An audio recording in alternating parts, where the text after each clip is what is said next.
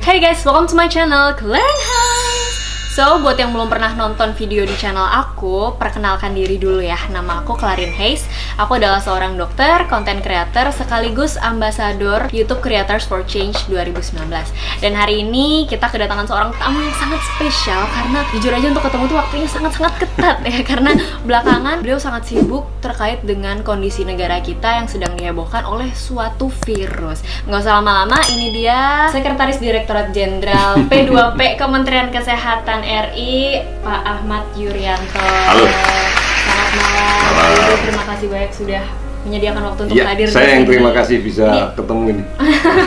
Jadi gini Pak, sebelum-sebelumnya saya sudah pernah bikin video tentang corona virus ya, tentang. Cuman kali ini video ini bakal sangat spesial karena iya dong, khusus dong, karena kita menjawab pertanyaan netizen yang belum terjawab sebelumnya. Karena kita dapat jawabannya dari sumber yang sangat valid, yaitu langsung dari Pak Yuri sendiri gitu. Dari coronanya. Dari coronanya. Oke, baik.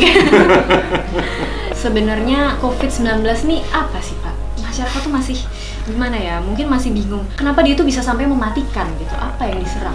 Corona itu kalau lengkapnya ya kita sebut sebagai Coronavirus Disease 19. Ini nama penyakitnya. Nah, penyebabnya itu adalah SARS Coronavirus tipe 2. Sebenarnya ini adalah varian-varian dari virus yang menyebabkan influenza. Hanya ini virusnya baru. Kalau dibilang mematikan, iya. Tetapi kalau dihitung kekhawatirannya, kita tahu corona ini ada 7 varian mutasi yang menyebabkan sakit pada manusia. Ada 4, yang lainnya adalah seasonal flu, nggak ada masalah. 2 saudara yang lainnya ini yang sangat terkenal. Di tahun 2002 ada yang disebut dengan SARS, Severe Acute Respiratory Syndrome, itu corona juga. Angka kematiannya hampir 13%. Kemudian ada lagi di 2011 saudaranya juga, tapi tidak dari China, dari Middle East, disebut MERS. Ini agak jahat ini, angka kematiannya antara 30-40%. Mungkin buat yang belum paham Pak, maksudnya 30-40% Ya, itu artinya dari 100 orang kira-kira yang meninggal itu 30-40 orang. Yang bungsu kemarin itu awalnya kita kasih nama novel coronavirus ya, kemudian kita sepakati menjadi COVID-19. Saat ini angka kematiannya antara 2-3% sebenarnya. kecil banget dong. Kecil banget. Dibandingkan MERS, SARS. Iya, hanya yang menjadi masalah di tahun 2002 belum banyak kan yang punya smartphone, kan belum ada malah ya. Betul. Sehingga nggak ada yang tahu gitu, nggak ada yang tahu. Belum seperti sekarang. Belum ya, seperti Pak. sekarang. Iya. Sehingga kemudian inilah yang menjadi lebih rame. Juga ditambah dengan kreativitas teknologi yang arahnya nggak bener nih, bisa mengambil sequel film zombie dimasukin gitu ya. Ada ya Pak itu ya Pak? Ada. Ini yang kemudian dikatakan bahwa di Wuhan banyak yang bergelimpangan di jalan gitu. Oh iya ya, saya tahu itu yang katanya kalau di transportasi umum Betul, pegangan tiba-tiba pingsan aja tuh ya. meninggal gitu ya. Iya, bahkan malah sempat juga saya melihat ditembakin. Capture-nya itu pokoknya yang positif tembak mati. Ada gambarnya, ada videonya. Ternyata begitu itu potongan dari film. Berarti nggak bener nih Pak ya, berita-berita yang seperti itu. Sehingga sekarang lebih didominasi oleh teror informasi. Sebenarnya nggak ada yang perlu takutkan, ini influenza biasa. Influenza artinya di fase awal pasti gejalanya influenza. Bagaimana menularnya juga sama dengan influenza. Dan kemudian apa yang harus disikapi, kita dari dulu sudah pinter tentang influenza. Dari zaman dulu kita sudah pinter. Saya ingat betul dulu SD, kalau ada di kelas saya ada yang bersin-bersin batuk, sama gurunya langsung dibilang, kamu pulang aja istirahat di rumah. Kamu jangan mandi air dingin, kamu harus banyak minum yang hangat dan sebagainya. Artinya kan sebenarnya apa yang kita lakukan itu sudah benar dan sudah bisa. Jadi masyarakat sebenarnya sama aja cara penanganannya gitu ya Pak ya. Netizen juga nanya nih, ngomong-ngomong soal gejala ya Pak, berarti bisa nggak sih sebenarnya kita membedakan gejala pilek biasa sama gejala karena corona gitu? Nggak bisa dong, Nggak bisa ini kan juga. influenza. Baru kita menemukan bahwa ini corona setelah dipastikan dengan pemeriksaan laboratorium dan ditemukan virusnya. Baru, oh ini corona. Kemudian nih teman-teman nih denger info tuh banyak Pak, seperti misal tadi jabat tangan, jangan jabat tangan dulu sekarang, stay dulu. Ada lagi Pak, uang kertas katanya bisa meninggal juga tuh, hati-hati jangan pegang. Sekarang jabat kaki gitu ya. Iya kan banyak kan kita lihat di video yang viral pakai kaki kanan gini kan gitu.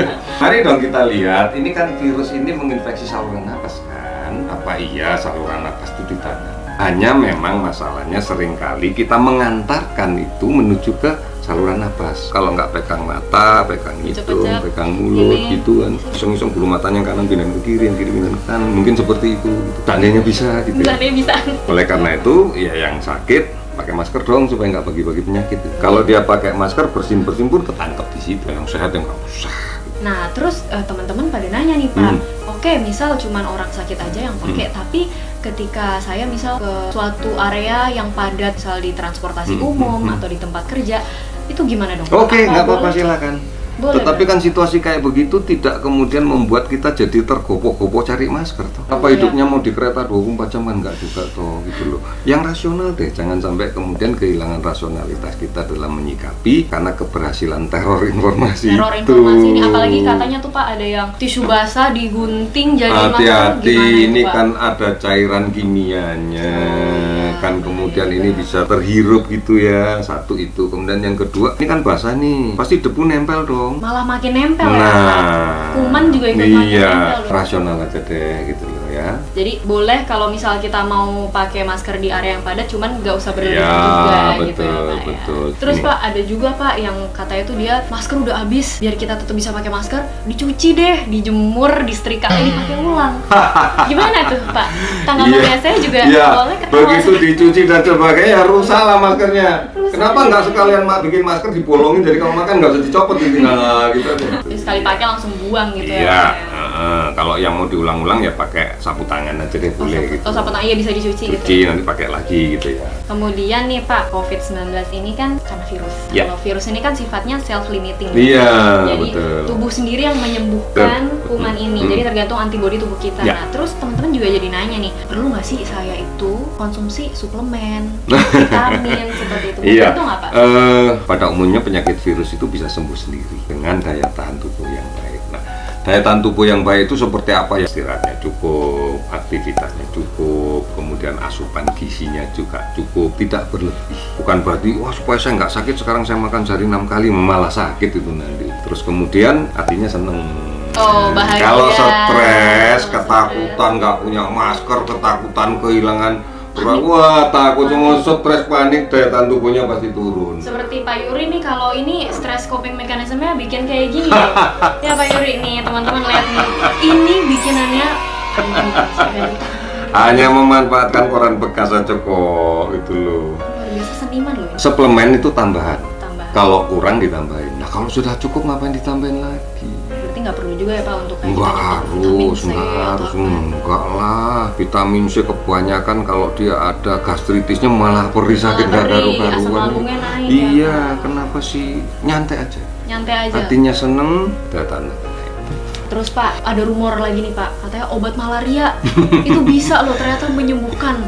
Di Cina dicoba beberapa preparat yang sudah ada. Salah satu yang kemudian digunakan sebagai trial dan coba gitu ya adalah kloroquine. Kloroquine itu obat malaria itu. Memang menunjukkan adanya perbaikan klinis dan sebagainya. Tetapi sekali lagi ini belum menjadi drug of choice, belum menjadi standar yang sudah dibakukan oleh internasional. Tapi kalau self-limited disease kan sembuh-sembuh sendiri. Kajian ilmiah belum ketemu karena virusnya juga belum selesai diteliti. Bagaimana dengan ibu hamil? Apakah ibu hamil itu lebih jaga kesehatan loh, lebih bersih segala macam, jadi lebih kuat atau malah sebenarnya lebih rentan dan dampaknya ke janin? Ya, tidak ada yang kemudian dipilih oleh virus ini. Oh, hamil nggak jadi gitu ya. Oh, ini yang menghamili jadi enggak. Ada ibu hamil yang status imunologinya bagus, sehat, oke. Tapi ada juga ibu hamil yang status imunologinya nggak bagus kan? Maksudnya status sistem kekebalan Iya, tubuhnya gitu status ya. kekebalan tubuhnya dan sebagainya. Kalau ibu hamil ini ibu hamil yang sehat dan sebagainya, insya Allah nggak apa-apa deh. Kalau ibu hamil ini ibu hamil dengan penyakit jantung atau ibu hamil dengan diabetes dan penyakit jantung dan ginjal itu pasti Udah lebih ada lama comorbid yang tadi itu ya, Pak. Kalau kita berpikir tenang, tidak kehilangan rasionalitas berpikir, kita bisa menilai sendiri kok ini bener atau nggak bener itu bisa Ini kok. mitos atau fakta? gitu Iya. ya. Terus titipan dari ini teman-teman semua yang ada di sini ya Pak.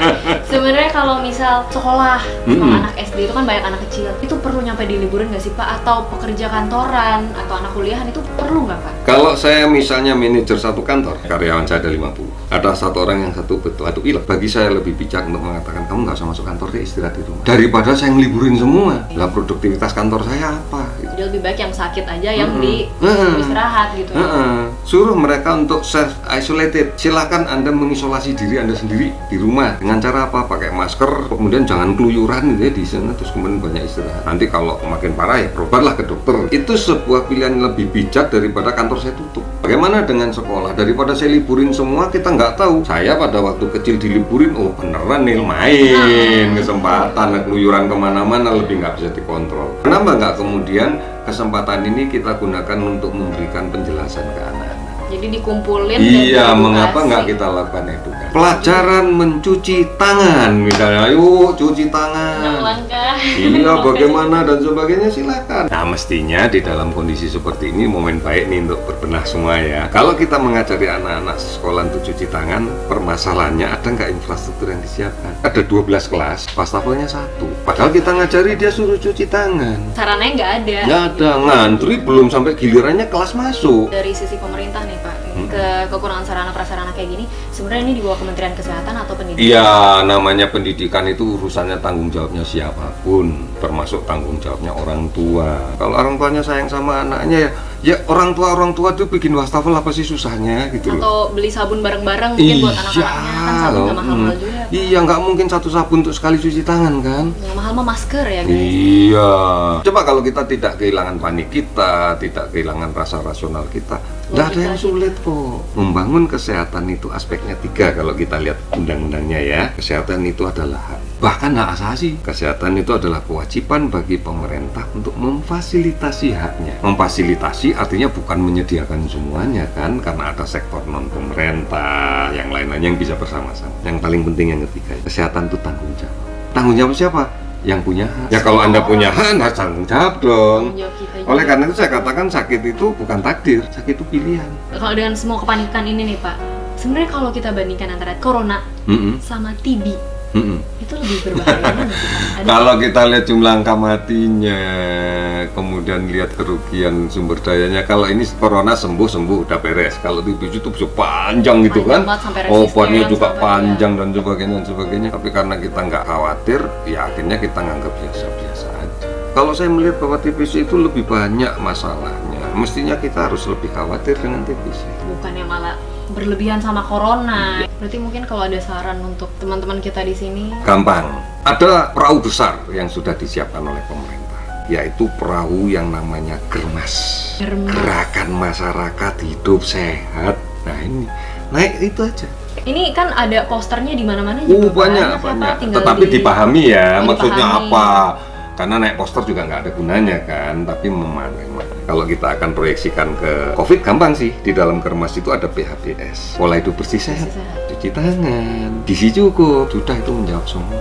Kalau dari Kementerian Kesehatan sendiri Pak, langkah-langkah yang udah dilakukan untuk meredam kepanikan rakyat gitu? Iya, kita memperbanyak promosi kesehatan preventif. Salah satu yang paling efektif kita lakukan adalah mengundang teman-teman semua ini. Ini paling efektif. Aku ngomong sekali kan didengarin orang banyak nantinya gitu. Itu salah satu yang cara yang paling efektif. Media kita switch dari yang semula menjadi teror sekarang menjadi kawan. Siapapun bisa kok melakukan.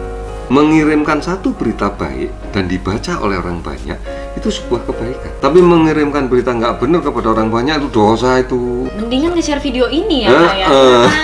Grup keluarga tuh biar baik, biar masyarakat tuh tenang, karena itu sekali lagi obat dari kepanikan adalah pengetahuan. Iya. Terima kasih banyak Pak Yuri. Kalau saya boleh menyimpulkan dari semua pembicaraan kita kali ini, di video kali ini, intinya adalah kita sebagai masyarakat tidak perlu panik.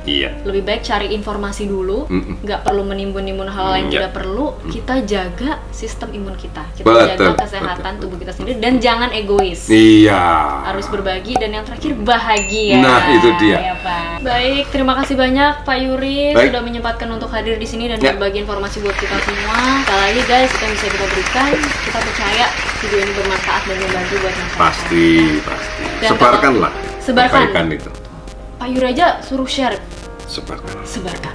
Jangan disimpan sendiri. Nah itu guys, jadi yang di share video yang ini aja ya. Kemudian misal kalian masih ada pertanyaan atau ada ingin melaporkan sesuatu, boleh ya Pak? Boleh. Hotline. Ada hotline yang sudah kita siapkan untuk merespon apa yang terjadi di masyarakat. Kita kan punya Public Safety Center PSC 119 yang selama ini kita anggap bahwa itu adalah panggilan untuk ambulan saja. Tetapi kita manfaatkan ini juga mendapatkan informasi terkait kesehatan. Ada Halo Kemkes juga. Dan kemudian ilmu kesehatan itu bukan hanya miliknya Kementerian Kesehatan, miliknya semua orang yang tahu tentang kesehatan.